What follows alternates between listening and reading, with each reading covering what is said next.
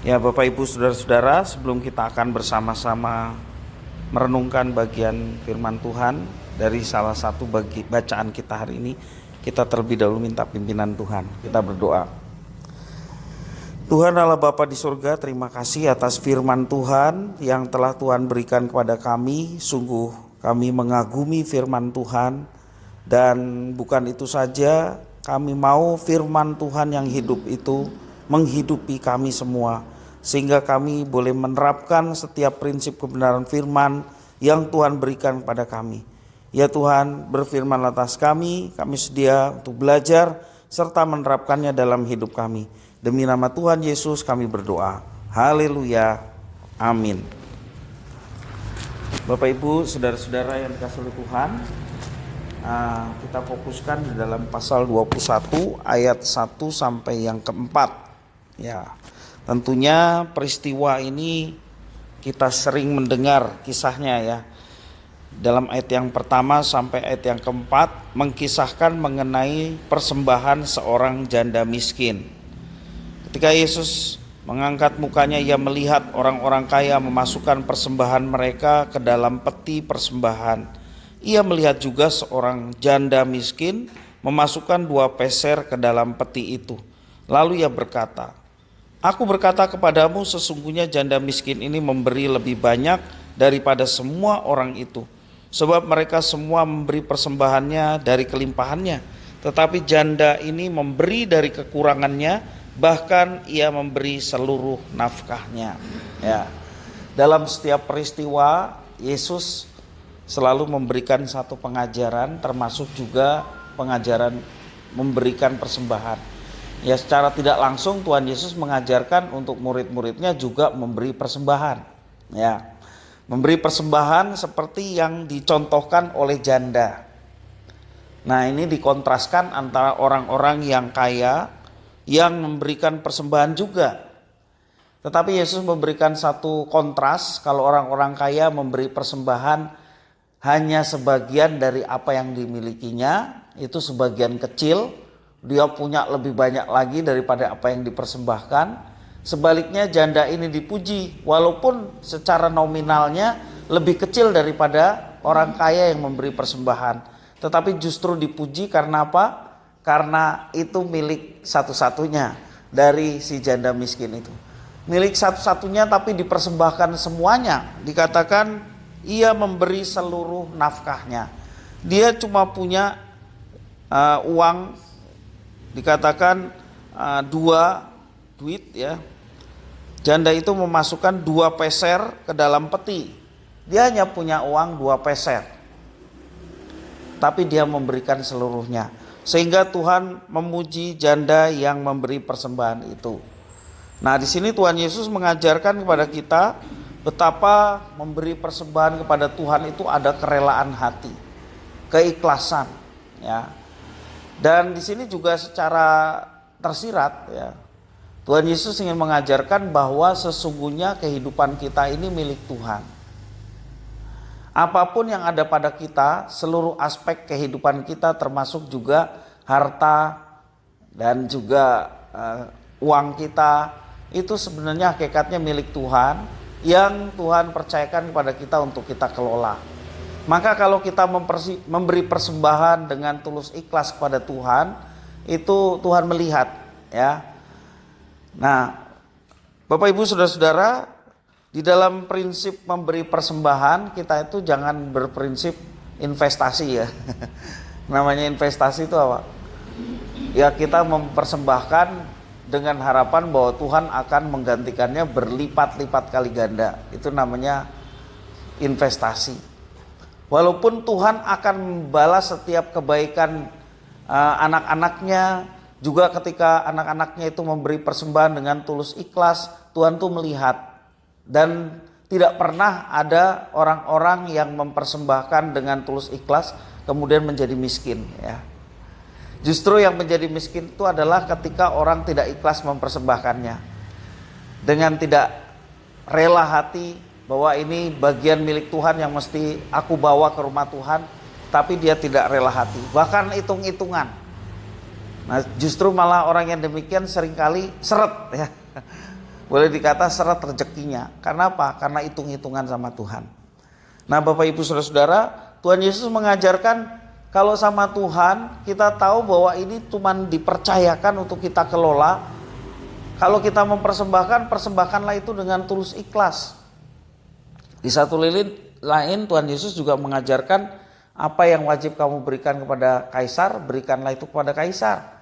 Kemudian Yesus mengatakan apa yang wajib kamu berikan kepada Tuhan, berikanlah itu kepada Tuhan. Ya, jadi Tuhan Yesus inginkan supaya kalau kita memberikan persembahan kepada Tuhan dengan tulus ikhlas, dengan satu keyakinan bahwa inilah bagian yang akan kubaktikan.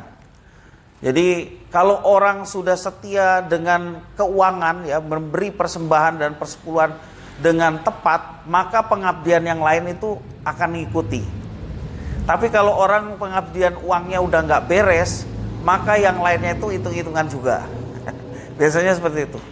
Tenaga ya hitung-hitungan, ya. Kemudian dia sebenarnya punya kemampuan berpikir ya hitung-hitungan gitu ya. Ya memang tidak hitung-hitungan aku rugi atau enggak gitu. Tapi dia berat hati untuk ketika dia diminta untuk melayani Tuhan. Tapi kalau dalam hal keuangan saja dia tahu bahwa itu milik Tuhan yang aku persembahkan kepada Tuhan, yang lainnya itu akan mengikuti. Ya, ini prinsip pengabdian mengenai keuangan itu yang diajarkan di dalam kelas baptisan ya.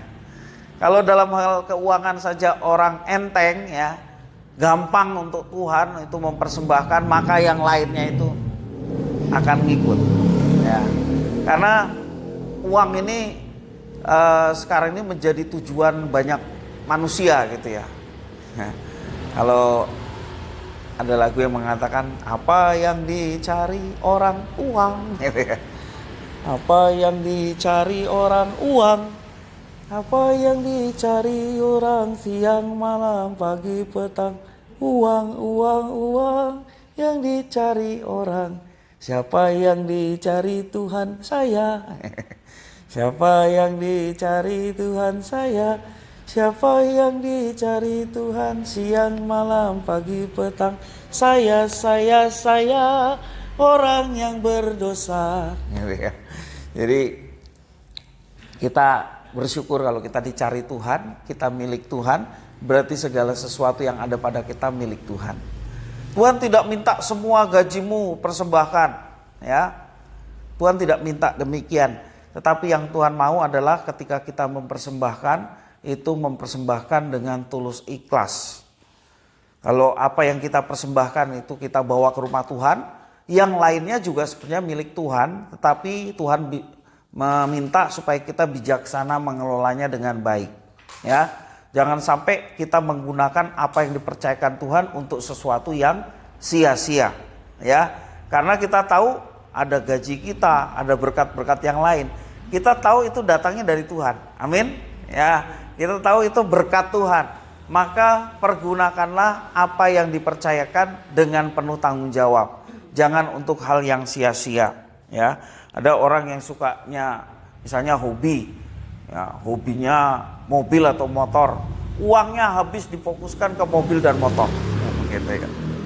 Sampai lupa dia untuk melakukan yang lain. Karena apa? Karena hobinya dia memfokuskan hidupnya termasuk berkat-berkat yang dipercayakan untuk itu. Ya, sampai dia lupa untuk juga bisa menolong orang lain.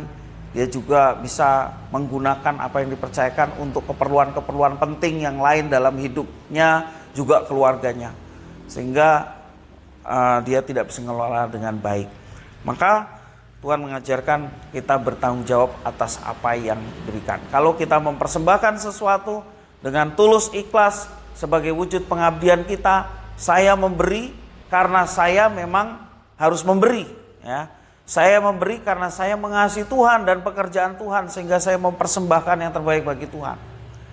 Ya, tidak ada motivasi untuk seperti orang investasi, ya. Saya memberi supaya Tuhan memberi berlipat-lipat kali ganda. Itu namanya prinsip investasi. Ya. Tapi maksud kita memberi adalah dengan tulus ikhlas. Kita meyakini bahwa Tuhan yang melihat kondisi hati kita dalam memberi, Dia yang akan memberkati. Dan kenyataannya orang yang demikian sungguh dipelihara Tuhan luar biasa. Ya, karena prinsip siapa setia dengan perkara kecil, kepadanya akan dipercayakan dengan perkara yang lebih besar. Tapi siapa tidak setia dengan perkara kecil, jangan berharap dia mendapatkan perkara yang lebih besar. Gaji kecil, pendapatan kecil, dia setia memberi persepuluhan, maka Tuhan melihat ketulusan hatinya, dipercayakan lebih besar, percayakan lebih besar. Dari kecil dia sudah setia, besar apalagi ya, dia terus setia, bahkan dia bisa mempersembahkan persembahan yang lain untuk kemuliaan Tuhan. Jadi Tuhan Yesus memberikan pengajaran, mari kita mempersembahkan apa yang dipercayakan Tuhan ini dengan tulus ikhlas sebagai wujud pengabdian kita kepada Tuhan. Maka Tuhan yang melihat, Dia yang akan memberkati apa yang kita persembahkan. Mari kita berdoa mengucap syukur firman Tuhan. Terima kasih Tuhan atas firman-Mu.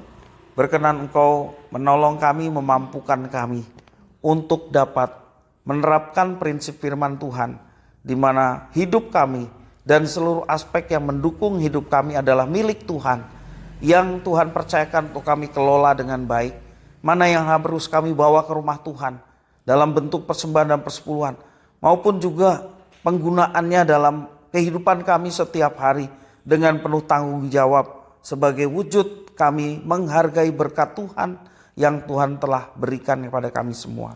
Terima kasih ya Tuhan atas firman-Mu, demi nama Tuhan Yesus, Engkau yang menolong kami untuk menerapkannya. Haleluya, amin.